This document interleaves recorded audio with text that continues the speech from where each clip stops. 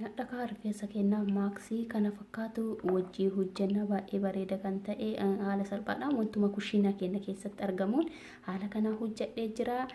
Wajjii hojjannaa gara viidiyoochaa haa deemnu. Assalamu alaikum akkam hordoftoota fi kabajamtoota tokkummaa faamilii marti keessanuu akkam nagaa jirtu fayyaa keessanii. Hadhallee viidiyoo biraatii walitti deebinee jira. Hadha ka wajjin ilaallu yookiin ka wajjii hojjannu maaksii mataa keenyaa haala salphaa ta'e waan mana keenya keessatti kushiina keenya keessatti argamu odoo ofiin rakkisin jechuudha. Wajjii hojjanna. Hadha wanti hojii hojjannu asitti qopheeffadhee jira. Akkuma argitan fixeeyyuu castor oil jedhama. Mataa keenyaaf baay'ee barbaachisaadha. Mataa yaa'uu, mataa caccabuuf, mataa buqqa'uuf baay'ee barbaachisaadha. Asittis almandiin qaba. Fixee jira garuuyyuu akkuma argitan dhumatee jira. Almandiis nan qaba. Wantoota itti buufadhu jechuudha. Asitti amlaa qaba. Isa kana inni kun wallahi baay'ee mataadhaaf baay'ee barbaachisaadha. Baay'ee hoo dhiqattanii kaatanis akka barbaadanii dibachuu ni dandeessu jechuudha. Mataa namaa dheeressaa, mataa namaa laaffisaa, mataa namaa jabeessaa. Mataa namaa jabeessa jechuun hin gossaa osoo hin ta'in hidda mataa keenyaa akka barbaadetti akka caccabuu fi akka buqqa'u akka hin taane nuuf gargaara jechuudha. Baay'ee bareedaadha. An hadhaamti kan itti fayyadamu eegalee baay'ee tureetira. Waggoota dheeraadhaaf itti fayyadamee jira. Itti fayyadama isiniin jedha. Baay'ee hundarraayyuu an kana fayyadama. Baay'ee waan mataan kan koo naaf jaalatee jiruuf jechuudha. Asittis kokonaat ooyilii qaba. Kokonaat ooyilii akkuma beekamu mataa laaffisuudhaaf, mataa caccabuu, mataa buqqa'uuf illee baay'ee barbaachisaadha jechuudha. Asittis yaagurtii qopheeffadhee jira. Yaagurtii faatii isaa haayii ta'edha. Baay'ee soddoma. Nyaataa fi miti kan itti fayyadamu yaagurtii kana yeroo mataa kootiif ta'e qofa itti fayyadama jechuudha. Isa kana qopheeffadhee jira. Yaagurtiin illee akkuma beektan mataa keenyaaf baay'ee barbaachisaadha. Mataa nu laaffisaa, malkii mataa keenyaa nuuf bareecha jechuudha. Asittis muuzii tokko qopheeffadhee jira. Muuziinis akkuma beektan mataa guddisuudhaaf, mataa caccabuuf illee baay'ee barbaachisaadha. Asitti loomii qopheeffadhee jira. Loomii gatii yaagurtii qabuuf yaagurtiin mungkin matoota nama tokko tokkootiif foroforii waan fiduu danda'uuf isa kana akka foroforiidha. Foroforii natti finne mataan kan koo itti fayyadama jechuudha. Amma ka asitti buufadha. Asitti immoo maashinii qopheeffadhee jira. Kan daakuu waan barbaadan maashinii bicullee gochuu dandeessu isini. Maashinii majuusii yookiin immoo dhugaatii itti hojjedhuudha kan qopheeffadhe. Asitti muuzii kan koo dhiifama wajjin muuzii kan koo harkuma akkana kukkutaatumaan keessa naqadha.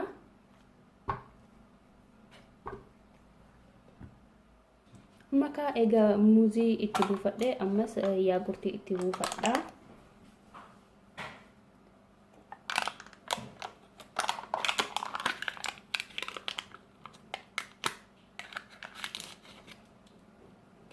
Yaagurtiin kana fakkaata.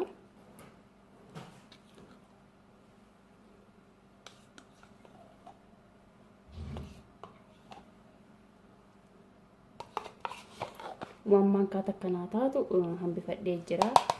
Waan biraatti itti fayyadamu waan barbaadeef kana itti buufadhee eega ka'een boodatti ammas itti aansuudhaan castor oilii ta'ee, almond oilii ta'ee, zayitii qabdan waan qabdan mana keessan keessatti hunda isaa itti fayyadamuu ni dandeessu. Wanti mataa keenya balleessu hin jiru. Mataa keenya nu tolcha malee. Kun almondiidha. Tokkotti godheera. Maankaa lama akkuma argitan itti buufadhee jira.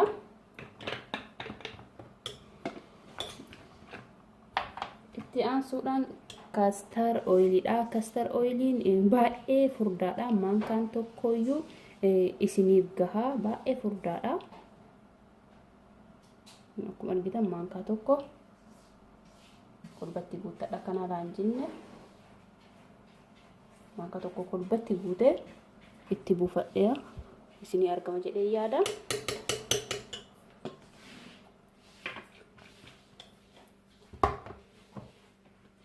Itti aansuudhaan almandiidha. Amlaadha dhiifama wajjin. Amlaallee akkana godhee itti buufadha. Isa maankama tokko itti buufadha. Gatii dhiqadhee ka'ullee waan dibadhuuf Amma kokonaatii kan koo itti buufadha. Kokonaatii kun akkuma argitan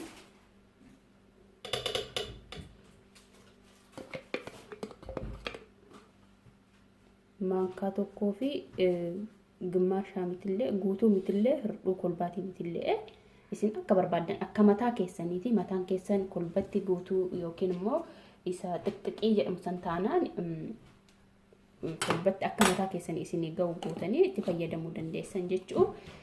Egaa kana godhee amma loomii kan koo itti cuuffadha.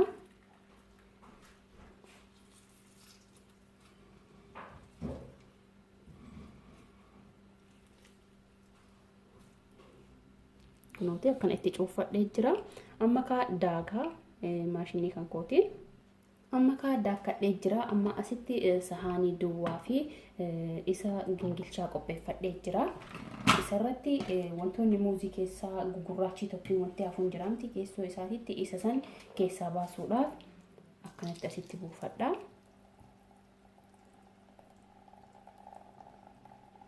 Angaruu muuzii tokko fayyadame isin muuzii lamallee godhuu dandeettanii akkuma mataa keessaniitiin jechuu kan fayyadamtan.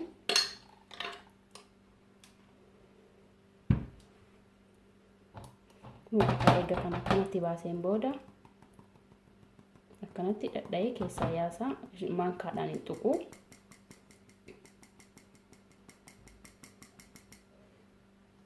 Kun akkuma argitan amma isa gugurraacha kanniin jechuudha.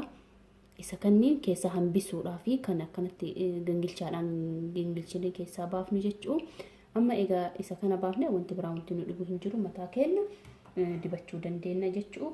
Isini kanarratti waan barbaadan dabaluu hin dandeettanii akka avukaadoo, ruuzii waan barbaadan itti makuu hin dandeessanii hadhaan akka barbaade kanaafi qal'aadhumatti waan lama sadiin akka mana keenya keessatti hojjennee mataa keenya dibannu agarsiisuu fi bichaadha. Asitti kunoo waan tokko wanti hafu hin jiru. Akkanatti mataa keenya kolba dibanne mataa keenya qofa dibachuun faayidaa hin qabu.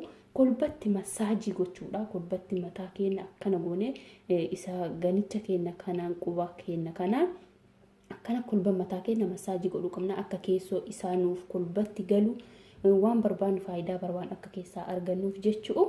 Kolbatti akkanatti masaajii goonee haga inni ol fudhatee jedhutti qaccee isaa hunda seera mataa keenya wal geessinee dibnee shaffannee immoo marree kiisiidhaan haga sa'aatii 3-2 haguma sa'aatii qabdan jechuudha. Caalaallee tursiisuu ni dandeessanii. Waan tokko wanti rakkina namarraan gahuu hin jiru.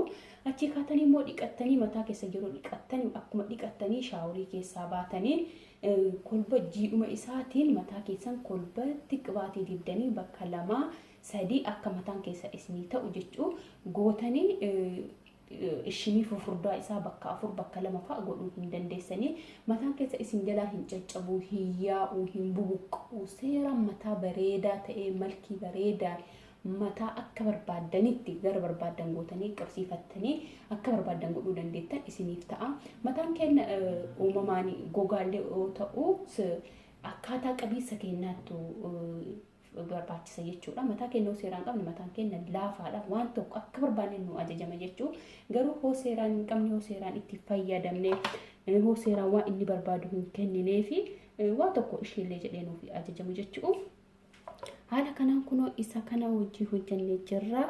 Baay'ee mataa isinii laaffisaa.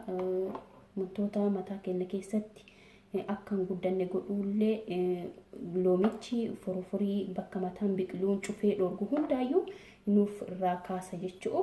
Wallahi baay'ee bareedaa itti fayyadama isiniin jedha. Akka jaalattan immoo abdiin qabaa. Hoo jaalattan laayik gochaa subscribe godhaa. Tokkummaa faamilii jajjabeessaa maatii ta'a isiniin jedha. Haaluma kanaan kadhaa isin fayyada yookiin immoo itti fayyadamtan jedhee ofii kooti itti fayyadamee faayidaa irraa argadhee isin biraan ga'uuf yaada isa kana fakkaata. Akka itti fayyadamtan immoo abdiin qaba. Itti fayyadamtanii faayidaa isaa irraa argattanii hoo jettan kootaatiin koomentii jalatti naaf barreessaa natti himaa isiniin jedha. Haaluma kanaan fidhee jirra. Nu jajjabeessaa wal jajjabeessinaa. Warroonni amma ganaa guddataa jirtan kuni kunoo isa kana fakkaata. Yaa'u yeroo tokko dibatanii faayidaa isaa irraa argannee osoo hin ta'in waan goonu san deddeebisnee godhuu qabna. Deddeebisnee irra deddeebisnee ውጤታማ ta'uuf እና faayidaa isaallee guutumaan guututti argachuudhaaf irra deddeebisnee waan san hojjechuun nurraa eegama.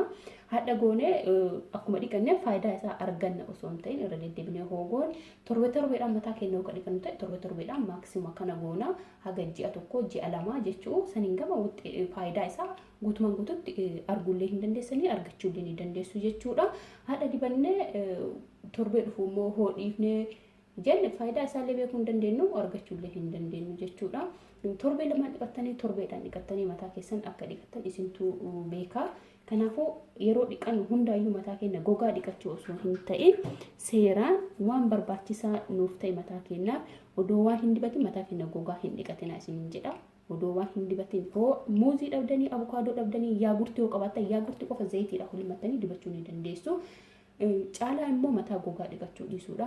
Yaagurtii illee hin qabne hundumaa hin qabne zayitii mataa keessaniif dibattan yeroo dhiqattanii kaatanii booda dibattan isuma gosa wantuma qabdan 2-3 illee taanaan tokko illee taanaan 2 illee taanaan isaa sanii waliin dibdanii waliin maktanii kolba dibdanii masaajii gootanii kiisiidhaan affantanii sa'aatii 2-3 teessistanii achi kama kaatanii dhiqattanii yeroo dhiqattanii kaatanii zayitii barbaadan dibachuudha jechuu kana fakkaata.